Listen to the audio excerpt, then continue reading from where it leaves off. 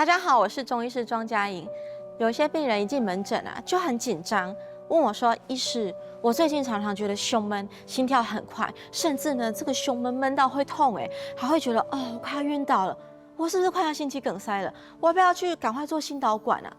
像有一个30几岁的病人啊，他体格健壮，气色看起来也不错，但是因为他觉得心脏老是怪怪的，老是胸闷，甚至会胸痛，所以他跑来找我说：“我是不是有心肌梗塞的问题？”我说：“那你有去看过心脏科吗？”他说：“有啊，心电图啊、超音波啊都做了，医生说没有问题啊。”其实这种状况啊，门诊真的很常见，特别是女生在经前，男生呢在更年期前呢，最容易发生这种找不出器质性病变的心悸胸闷，也就是自律神经失调。那这一种呢，因为自律神经混乱造成的心悸、胸闷甚至胸痛，在中医来说是可以调理的。今天我们就来聊聊中医怎么帮助心脏稳定下来。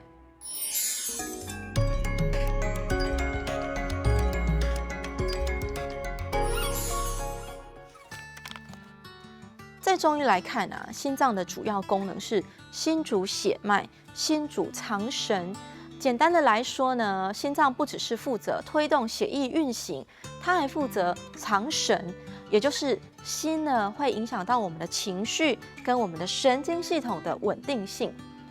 但是如果心脏的运行是不顺利，那这个人呢就会血液循环不顺畅，心神不稳，出现了烦躁、心悸、胸闷、焦虑。那这时候呢，我们就要判断这个心气呢失衡了，是哪一种失衡呢？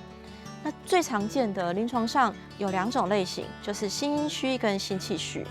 那心阴虚这种类型的人啊，心跳比较快，甚至呢会突然间觉得有加快、乱跳的感觉。那伴随着胸闷或是一种潮热感，甚至会影响到睡眠哦。那有些时候呢，当女生呢会在内分泌波动的时候，甚至会有夜间潮热盗汗，然后整天呢都口干舌燥，晚上睡觉的时候喉咙都很干，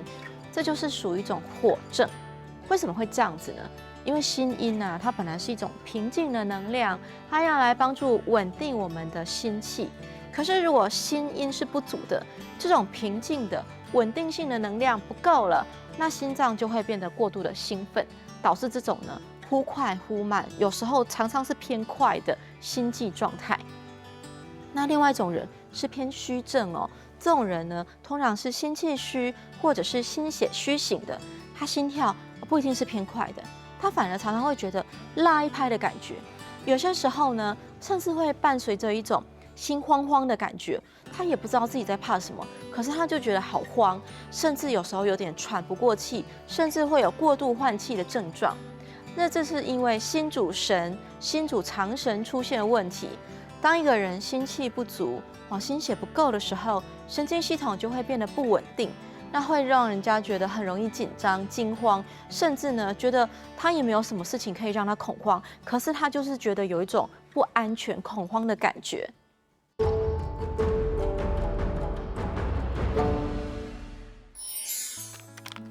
有些人来门诊说：“医生，我觉得我的心跳一直跳个不停，会不会跳到后来停止啊？”像这类的病人呢，通常就是刚刚提到的心阴虚，心阴不足呢，导致心神过度的亢奋，让人难以放松。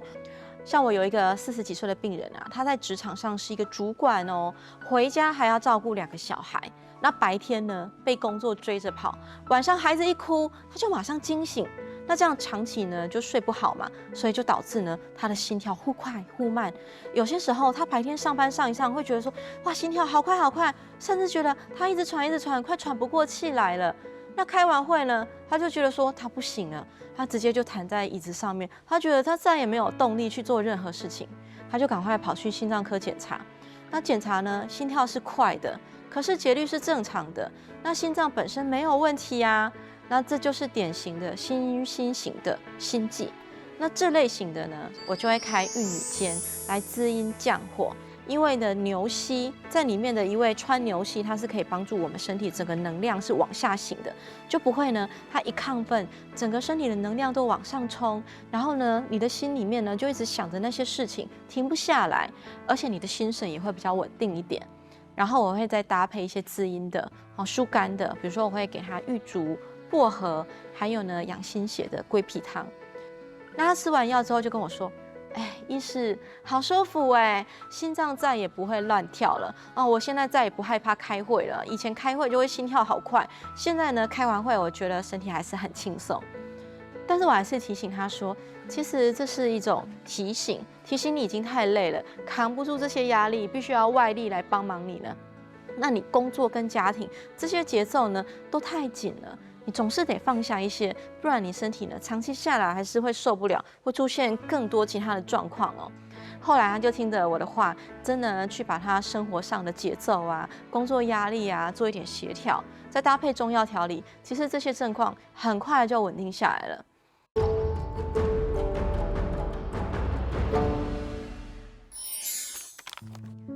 还有些人呢是心血不足型，来门诊就说，医生，我有些时候啊，觉得心悸胸闷，而且冬天特别严重那冬天有时候手脚冰冷，我就觉得心悸特别厉害，这是不是心脏有问题啊？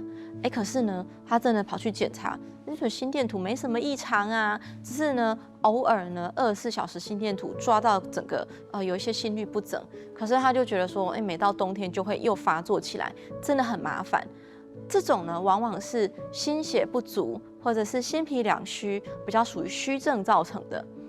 那之前呢，有一个40几岁的工程师过来找我，那他说他从小其实就很瘦肠胃就吸收不好，那长期下来呢，身体养分是不够的，所以呢，导致了心血虚弱这个问题。那等到他开始工作量变大的时候，一到冬天，他就觉得手脚容易冰冷，而且胸口都很闷，偶尔还会觉得心悸。可是又不是一直都有，老是在他特别累的时候呢，工作量特别大的时候就发作起来，他就觉得很麻烦。可是呢，他去做24小时心电图，医生说也不严重，也不用做手术，而且最主要是他自己也不想长期的依赖西药，他就来问说，中医有没有办法彻底去改造他这个体质，让他彻底好起来？那这个关键啊，其实要他自己身体可以吸收足够的营养，提供心血、心气是正常运作的，他才会好起来。所以我就会搭配龟皮汤跟生脉饮，帮助他调养他的心脾，然后可以让他的身体是可以吸收足够的养分，让心脏的功能足够去运作。那1个月后呢，他就回诊跟我说，庄医师，我已经完全没有不舒服嘞，我现在觉得体力很好，而且心脏呢也非常的舒服，不会觉得胸闷心悸。那其实这种心血不足类型的心悸啊，特别是20岁到40岁左右的上班族蛮多的，尤其是很多肠胃不好的年轻人，压力大、睡眠不足、饮食也不正常，那肠胃吸收也不好，身体的营养物质其实也不够，要面对特别大的压力的时候呢，这种压力呢大到把自己压垮，就导致自律神经系统失调，展现出心气不足的状态。我们身体有些时候就像一台机器一样，需要足够的能量来维持这些正常的运作。可是当你给你自己的任务呢，已经超乎你身体的能量可以供给的时候，这时候就供不应求，身体的能量没有办法调配的时候，这时候调配的这调配员啊，就会很混乱。那我们的调配员呢，其实就是我们的神经系统，它就会出现各种异常状况。所以我就跟这些人说，你吃中药可以，中药可以帮你调理，没问题，可以帮你恢复正常的节奏，也没问题。不过以长期来看啊，你的生活方式决定你的健康形态。如果你想要真正的摆脱心悸、胸闷，除了吃药之后，你还是得维持你正常作息，尤其运动很重要，因为适量的运动呢，可以帮助你稳定你的自主神经系统，稳住你的心率。如果你停药之后呢，又继续维持这种高压生活，没有运动，饮食不正常，其实有些时候停药2个月后症状又再度复发，又要过来门诊再找我。那很多病人一听到运动就会说，医生，我没有时间运动啦，我真的很忙可是其实这种运动不用很复杂也不用很多时间，要维持自律神经系统的稳定，只要1周1到2次，可以有效的调节自律神经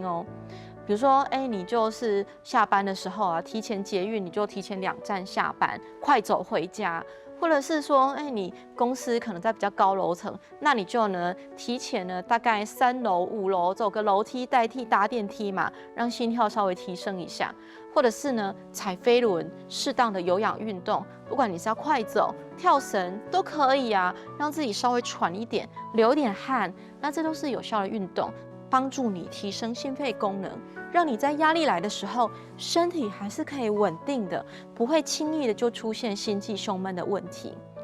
另外，我会建议一些工作压力比较大的人啊，可以喝一些帮助放松的茶饮，比方说乌梅汁或是玫瑰花茶啊，那这些可以帮助放松、心神稳定。那如果是呢长期需要用脑的，会消耗心气的，像是工程师啊需要用心力的这些人呢，就泡个龙眼、红枣茶，这些呢有补血安神的功效，甜甜的，喝起来也很舒服，可以帮助身体恢复能量。